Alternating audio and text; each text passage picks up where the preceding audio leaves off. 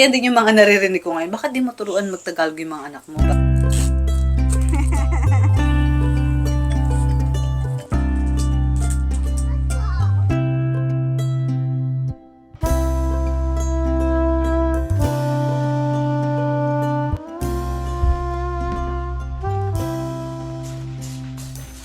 Good morning, friends. Tingnan niyo ang aming fresh eggs.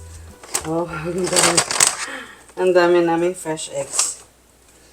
Ayan ay siguro mga few days din naman na naipon. Hindi ko palang nalalagay sa lalagyan. Galing ito sa aming mga manok. Sa ngayon, meron kaming 8 chickens. Bibigay namin ito sa aking in-laws. Ba't ang dami? Siguro mga ano to? Halos 1 linggong supply. Hindi ako sure. Pero parang naiipon kasi hindi ko kaagad nalalagay sa lalagyan. Oh, Lucas. Good morning. What? Okay? Call Daddy. Oh, Daddy and Andrew is in the little gym. Maagang umalis ang aking asawa. Kasama si Andrew, pumunta sila sa gymnastic class. Hindi usually maaga yung gymnastic class ni Andrew. Pero, may check-up kasi ako mamaya at sasamahan nila ako kaya maaga sila. So, eto, nakapaglinis na ako ng bahay habang hinihintay ko magising si Lucas.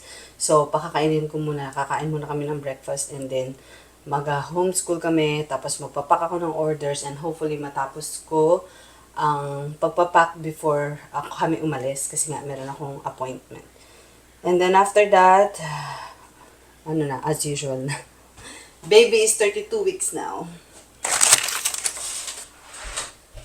I think Grandma's here. I was forgetting, sorry. You're gonna be in Canada.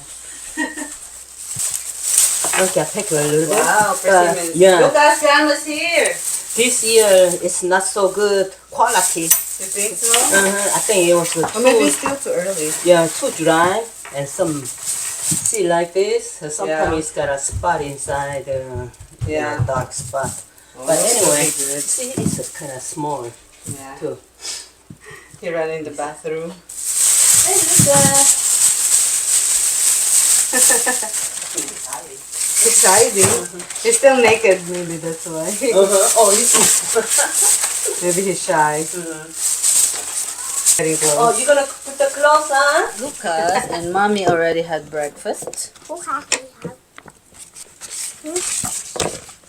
Mag-aaral muna kami ni Lucas. I'm teaching him Tagalog. Kakiki koku. Dada di do do. T. Tama.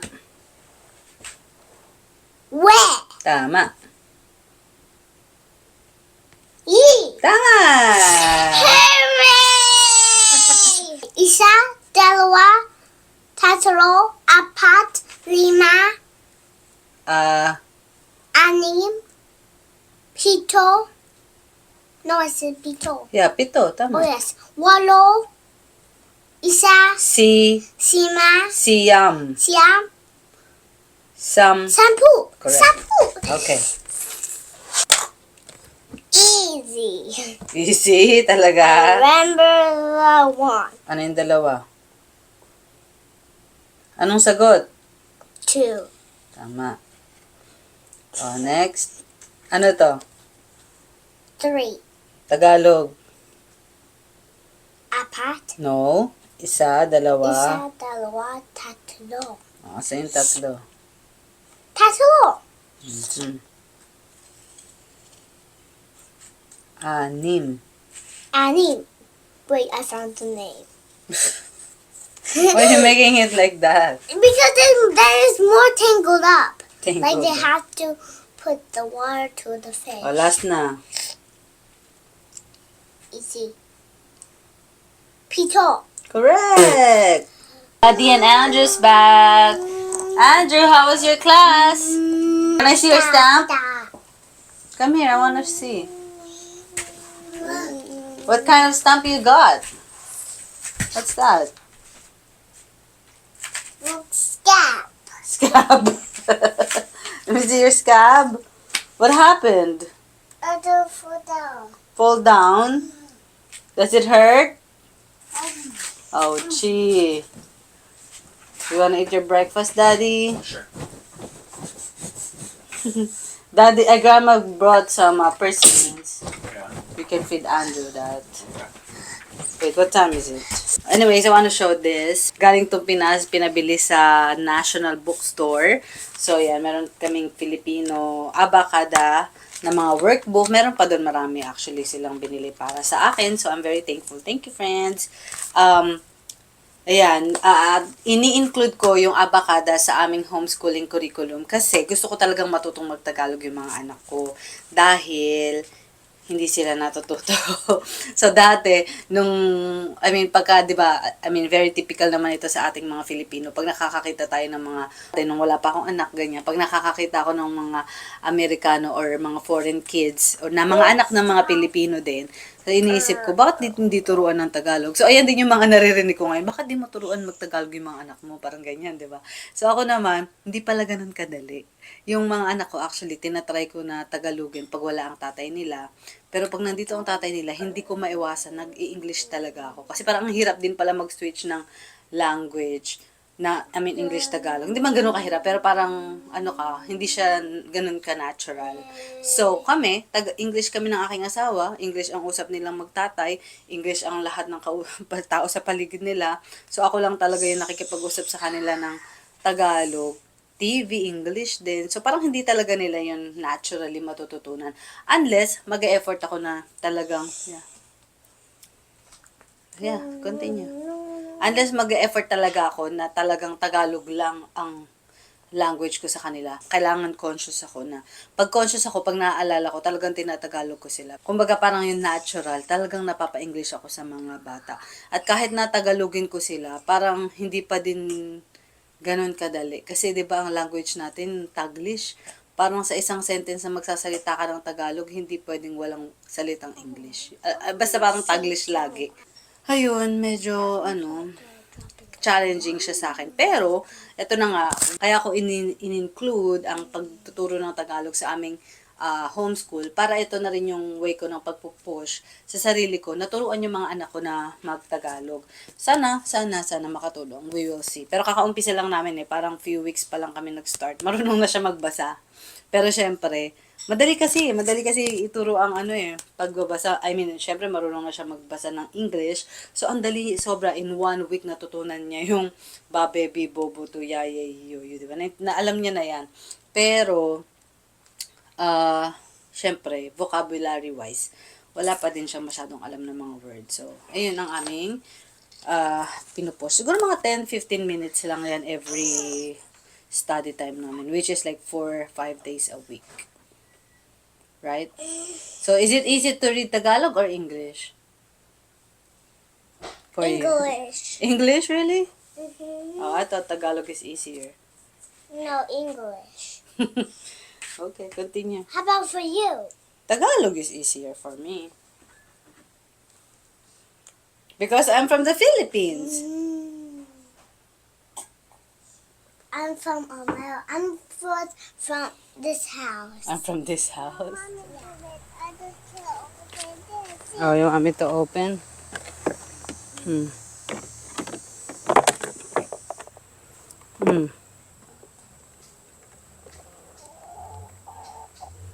Don't worry about the chicken.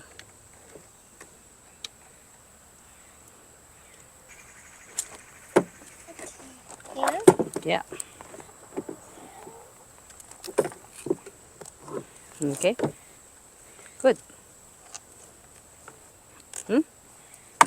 Baliktad. Okay, go. I do ready. Okay, have fun. Wow. Ayan, nasa labas kami. Magpapak ako ng order. Konti lang talaga yung aking order today. Grabe.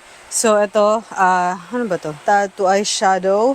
Nakabenta ko ng 2 eyeshadow, 2 nail polish, 1 sunglasses, 1 set ng lotion, at saka 1 pambahay na tsinelas. Ayan lang yung benta natin.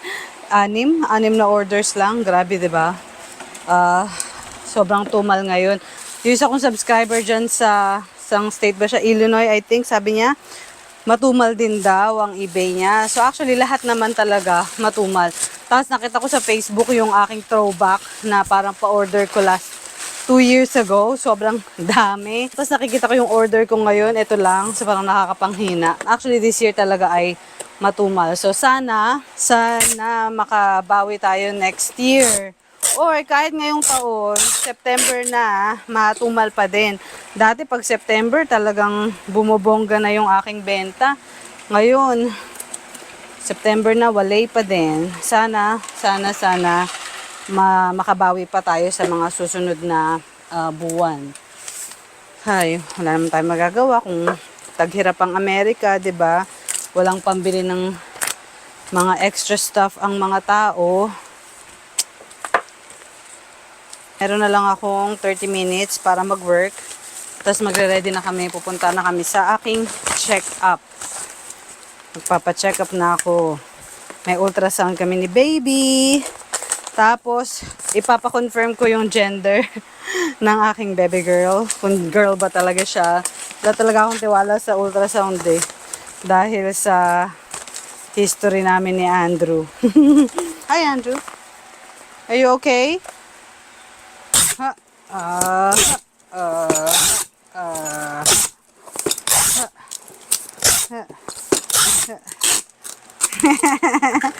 Can you do that?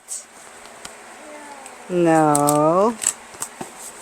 Oh, ito, 6 na order. Ilalagay ko na lang siya sa mailbox kasi kasya naman siya sa mailbox. Meron ako subscriber na nag-comment about this.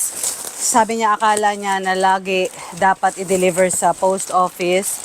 Tapos parang hindi pa siya nagda-drive yata, kaya ayaw niya muna mag-online selling. Tapos nakita niya sa isa kong vlog na nilagay ko lang yung mga order sa mailbox. So actually, pag USPS, may label na yan, pwede mo na lang ilagay yan sa mailbox. Pipick upin yan, free pick up yan. Kaya lang kami nagde-deliver kasi madalas, madami. Tapos hindi siya kasya sa mailbox. Nakakahiya din sa, 'di ba? Sa nagpi-pick up. So, yun, dinideliver na lang namin. Pero option naman na ipa-pick up na lang siya at ilagay sa mailbox. Are you working? Yeah, I'm working. Okay, let's go get ready. We're going to the doctor, okay? Mommy needs to go to the doctor. The doctor will check the baby. Yeah. I'm just gonna put this in the mailbox, okay? Stay there, don't move.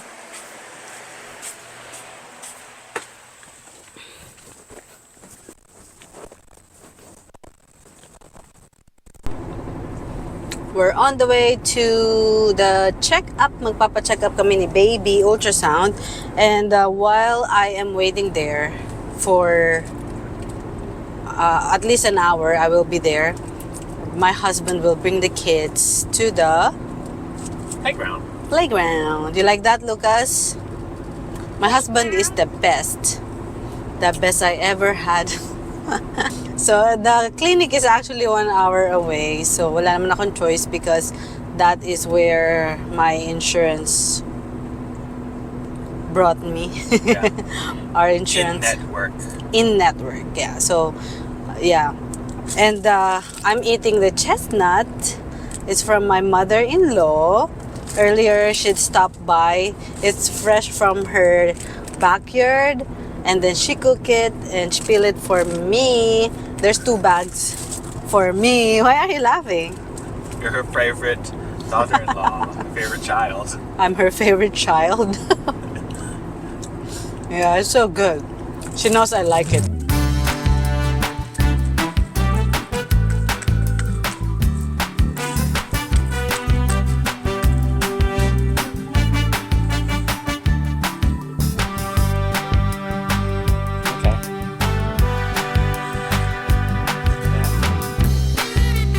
Made it. It's like the floor is lava, right?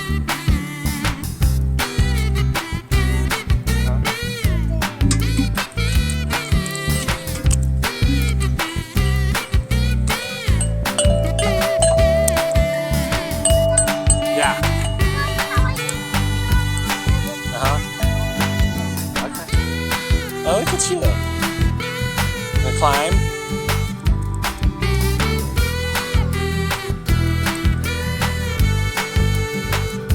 Friction there will be.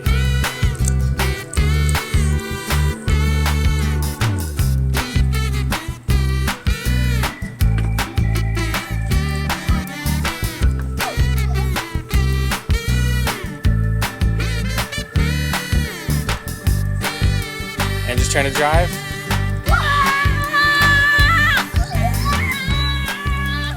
Hey, kakain muna kami. I'm very, very happy today. I was telling my husband na we confirmed that it's a baby girl. Kasi parang kabado ba ako na baka mali yung unang ultrasound, tas lalaki pala ulit, ganyan.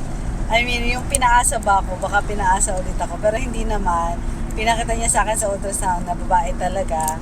And she's healthy, she's moving a lot.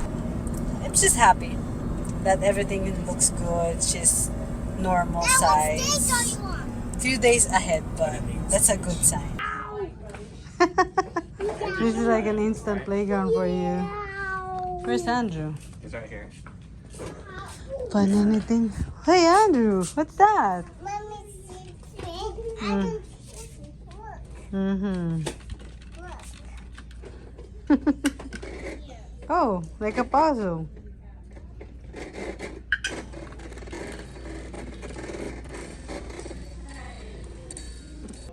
So, a lot of good stuff. So, kami sa bahay, friends. Galing kami kanina, di ba? Nagpa-check up, Tapos dumaan kami sa thrift store kasi I like going to thrift stores dahil minsan nakakabili ako doon ng mga damit na gusto kong i-resell. So, pumunta kami sa thrift store doon kanina para kasing maganda yung neighborhood. Pag mas maganda kasi yung neighborhood, ibig sabihin kasi noon mayayaman yung mga tao at ibig sabihin mas magaganda yung makukuha namin sa thrift store. May mga napili ako na mga damit. Binili ko to para sa sarili ko. Nagandahan kasi ako. Tapos, biglang nakita ko yung tag price. Brand new siya. Ang brand niya is Chico's. Biglang nakita ko yung presyo, $79.50. So sabi ko, ay hindi ko na pala siya isusuot. Ibebenta ko na lang pala siya. And that's really good. Tingnan nyo, bago pa siya. Ayan, Chico's pala is a expensive brand. Pero syempre, kahit ayan ang MSRP niya, malamang niyan, may mas bababa ang presyo niyan sa online. So, pero kung hindi siya mabenta, ikikip ko pa din kasi $5 lang ang bili ko dyan. Ito naman, mga dress. Karamihan ng kinuha ko is mga dress kasi ang next na batch ng mga pipicturan ko ay mga dress na. So sabi ko, isasabay ko ito sa mga pipicturan ko na mga dress. So, ito, hindi siya bago pero mukha pa siyang bago. Tapos, ang brand niya is Nina Leonard. Yan yung isa sa mga brand na madami na akong nabenta before. So, medyo expensive din siya. Ayan. Di ko mabasa yung brand name. Boa. Parang French. And I can tell sa quality niya na maganda siya. Ang problema dito, friends, maganda siya, di ba? Meron siyang belt. Meron siyang lalagyanan ng belt, pero parang hindi nakasama yung belt. So, parang missing yung belt. Napansin ko na lang after. So, binili ko lang siya dahil mukhang maganda yung quality at saka mukhang bago pa din. Ayan. Kaya hanger ko pala sila. Tapos ito naman, Liz Claiborne. Hindi ko rin kilala yung brand, pero I can tell with the quality and condition na mukhang bago na mabebenta ko yan. Or na mukhang maganda ang value. Tapos, ito naman, dress din na brand new. Brand new siya. So, ako talaga usually, naghahanap ako ng brand new, yung mga may tag pa. Kasi para alam ko na mas maganda ang benta or mas maganda ang kita. So, this is Apartment 9 na brand name. At ang tag price niya, nabibili siya sa Kohl's for $50. Ayun ang kanyang MSRP, $50. So, I would hope na maganda ang tubo dyan. Kasi ito, last na dress na lang. Anong ba brand ito? London Times. Made in Vietnam din. London Times. Maganda rin ang quality niya. Akala ko brand new din to. Hindi siya bago. Pero long dress siya. Maganda oh. Alam nyo, pag sa summer ay hindi ko pa to nabenta. Ikikip ko to. Sa akin na lang. Small ba? Oh, kasya sa akin to oh.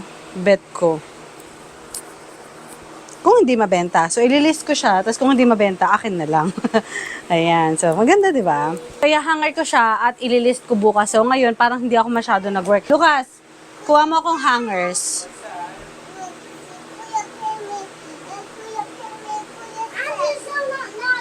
Kuya is sad because you don't want to play with him. Daddy, do you like the space of our room? So the baby can crawl now here. There's a lot of space. Yeah. I make that space so parang gapangan ng baby. The baby can like crawl around. I think you will like me on this dress. It looks a little tall. Yeah. It's gonna be like a long dress for me. Sell it. Yeah. Yeah. If it doesn't sell, then it's mine, you know. It's always like that. Especially if I can't wear it yet. It's like a summer for next year. Maybe next year I'll be sexy. I'll be skinny again. Maybe next summer I'll be skinny again. So I get pregnant. And then I get pregnant daw ulit. Huh?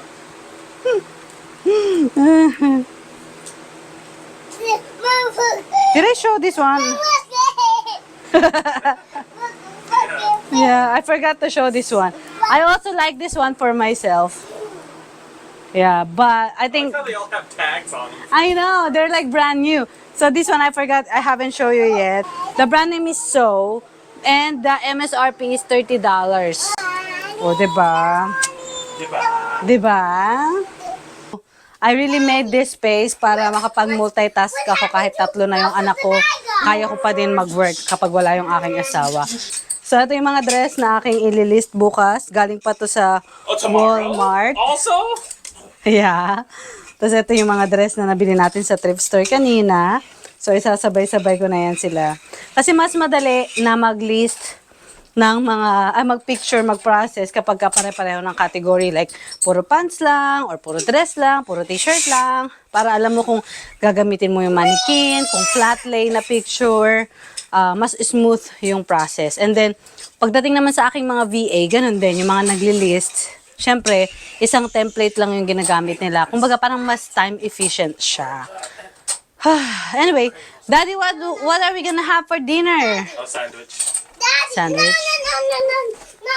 Daddy's in charge of dinner Let tonight. me on the police. What kind of sandwich? This are the criminals again. So American. Trying to make a nice sub sandwich, but we'll see how it goes. Okay. Daddy. This is our dinner. Looks yummy.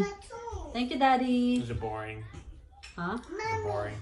No. Yeah. Daddy, I don't Bye, everybody. Bye, everybody. Thank you for watching. Thank you for watching.